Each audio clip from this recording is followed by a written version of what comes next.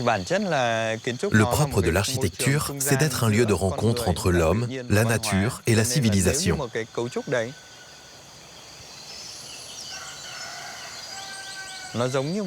Ainsi, une construction qui remplit bien son rôle doit réussir à connecter l'homme à la nature et à lui donner le sentiment d'en être proche, comme à l'abri d'un arbre. Penser le bâtiment comme un doux foyer protecteur, c'est l'ambition de Doan Tan Ha. Dans ce jeune pays qu'est le Vietnam, indépendant depuis 1975, il fait partie de la première génération d'architectes qui tentent d'améliorer le quotidien de ses habitants et de questionner le vivre ensemble dans un pays communiste. Puisant dans les pratiques et les savoir-faire autochtones, l'architecte poursuit humblement un rêve. Reconnecter les Vietnamiens à leur histoire et à leur environnement, alors que la montée des eaux menace particulièrement cette partie du monde.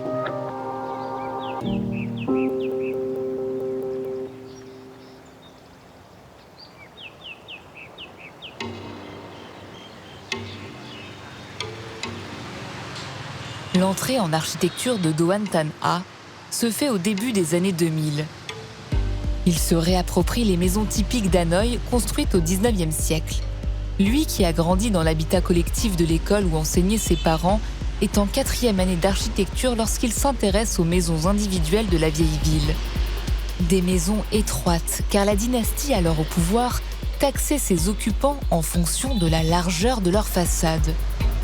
Une leçon de distribution de l'espace et de la lumière.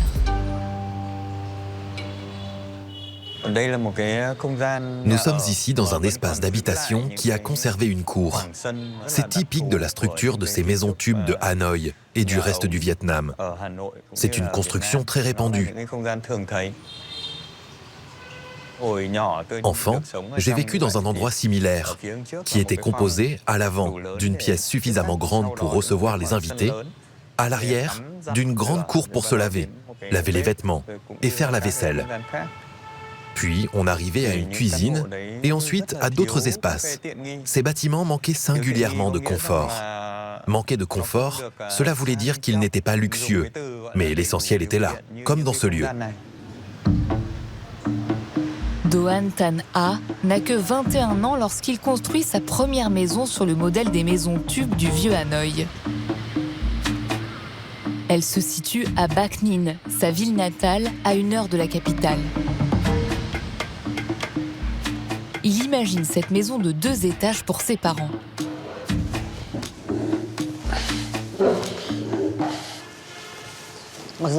Même si mon fils n'était pas encore diplômé à cette époque, il m'a dit « Je vais concevoir les plans de votre maison ».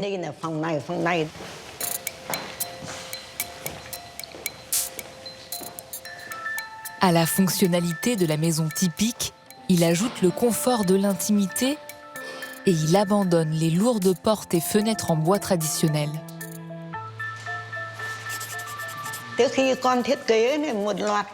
Quand mon fils a suggéré de mettre ses portes avec de grandes ouvertures, j'ai dit que ça me plaisait beaucoup. Ça apporte de la luminosité sans qu'il y ait de problèmes de termites, des problèmes très courants ici.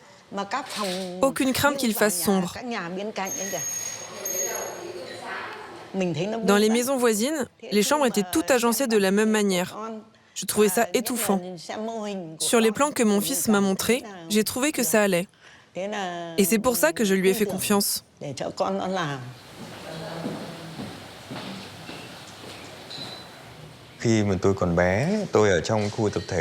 Lorsque j'étais petit, là où j'ai grandi dans notre immeuble collectif, il fallait marcher jusqu'au bout des bâtiments d'habitation pour trouver les toilettes. C'est quelque chose qui a grandement nourri mes réflexions. Et nous avons donc décidé qu'ici, il y aurait des sanitaires à chaque étage.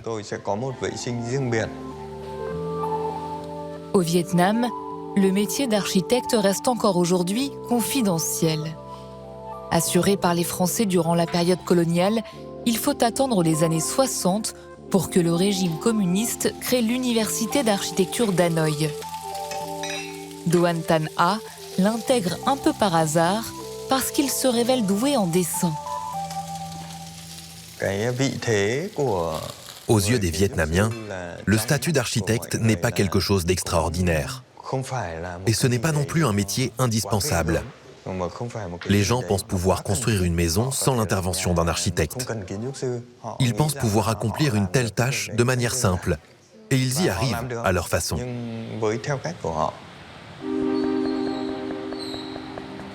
En 2009, après une thèse sur l'humanisme en architecture, Doan Tan Ha crée son agence avec la ferme intention de défendre des projets à destination des communautés vulnérables. Il conçoit ainsi des toilettes végétalisées pour les enfants d'une école primaire du nord du pays qui en était jusque-là dénuée. Mais c'est sa préoccupation quant à la fragilité de son pays face au changement climatique qui le fait s'intéresser au savoir-faire des minorités ethniques vietnamiennes. À Hanoï, le musée d'ethnographie construit à la fin des années 90 réunit le patrimoine culturel des 54 minorités que compte le pays. Pour le jeune architecte qui le visite en 2013, c'est une découverte. Particulièrement la maison commune de l'ethnie des Banars. La maison Rong est un bâtiment qu'on trouve quasiment dans tous les villages de la région des hauts plateaux du centre du Vietnam. Elle a plusieurs fonctionnalités. Dans cet espace commun, on peut à la fois rendre un culte, organiser des festivités de la vie courante et aussi se réunir pour les décisions importantes concernant le village.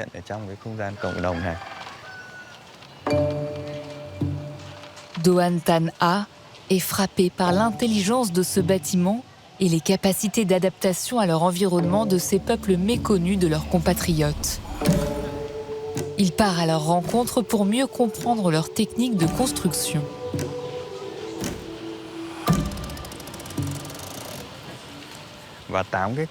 Ces 8 piliers sont solidement attachés entre eux pour pouvoir supporter une immense toiture.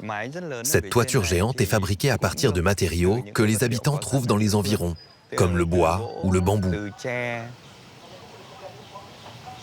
Le toit est très haut. Il s'élance à 20-30 mètres au-dessus de nos têtes et il est légèrement incurvé vers l'extérieur. Pourquoi ? Parce que cela lui permet de mieux supporter les conditions météorologiques difficiles et cela lui donne une impression de souplesse. C'est ce qui donne ce profil si particulier à ce bâtiment.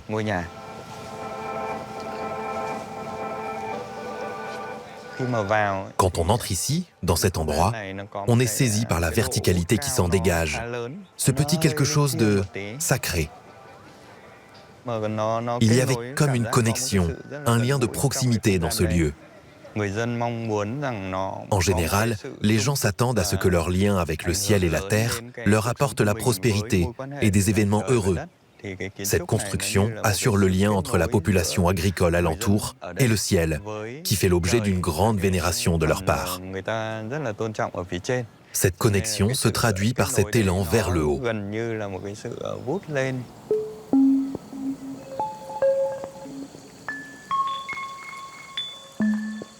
Doan Tan Ha conçoit un prototype d'habitation flottante en bambou dont le toit et l'espace de vie sont directement inspirés de la maison Rong.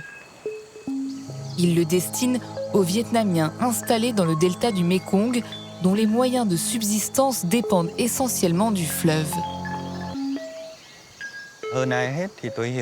Plus que quiconque, je suis conscient que le Vietnam fait partie des 5 pays qui subiront de plein fouet les effets du changement climatique. Cela signifie que plus de la moitié du delta du Mékong est appelé à disparaître. Il deviendra alors indispensable de construire des maisons qui permettent de continuer à vivre sur le delta. J'en suis convaincu. Voici la maquette à taille réelle d'une maison destinée à être implantée dans le delta du Mékong dans l'hypothèse où le niveau de la mer monterait de 1 mètre.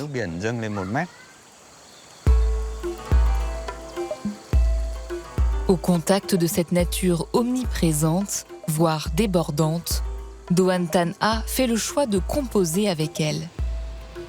À l'encontre de la transformation à marche forcée de la ville, qui se couvre depuis une dizaine d'années de tours impersonnelles, l'architecte intègre ses constructions au paysage.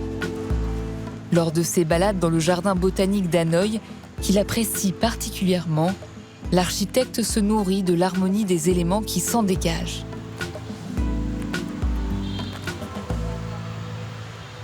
Les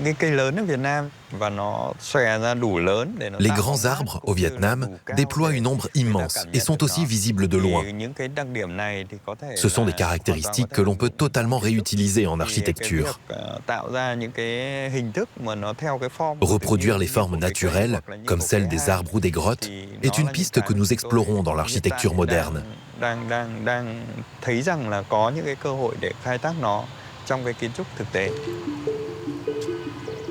L'architecture organique de Doan Thanh A s'exprime aussi bien dans des projets de maisons individuelles que dans des ensembles collectifs pensés, comme il le dit, pour le peuple vietnamien. Dans la périphérie d'Hanoï, l'espace Ngoy est un immense lieu de vie avec un café,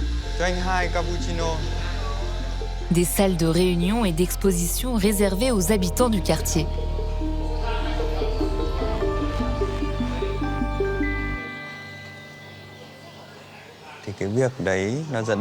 Comment créer un espace qui invite chacun à se sentir chez soi? J'ai imaginé un lieu inspiré d'un arbre, avec un réseau de passages intérieurs et des espaces qui évoquent des grottes naturelles, offrant des recoins intimes. C'est l'union de ces deux formes primitives, l'arbre et la grotte, qui s'imbriquent l'un dans l'autre pour façonner un lieu à la fois ouvert et protecteur.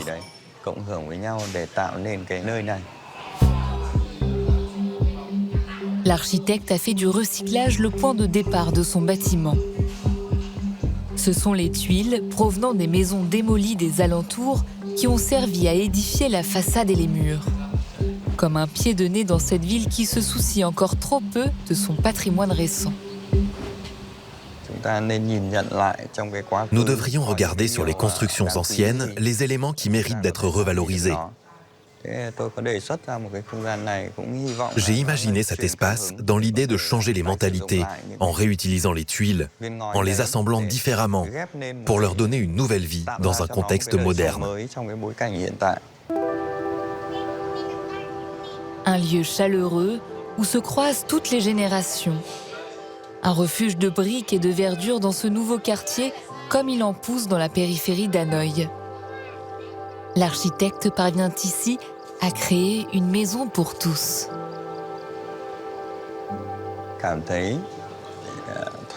Je me sens détendu et heureux quand je viens ici. Et c'est un sentiment que j'ai ressenti durant toute la période où j'ai suivi ce chantier, de la conception à la réalisation. Et aujourd'hui, 5 ans après, j'ai toujours cette sensation de bien-être. C'est l'atmosphère que je voulais. Et c'est ce qui me rend heureux.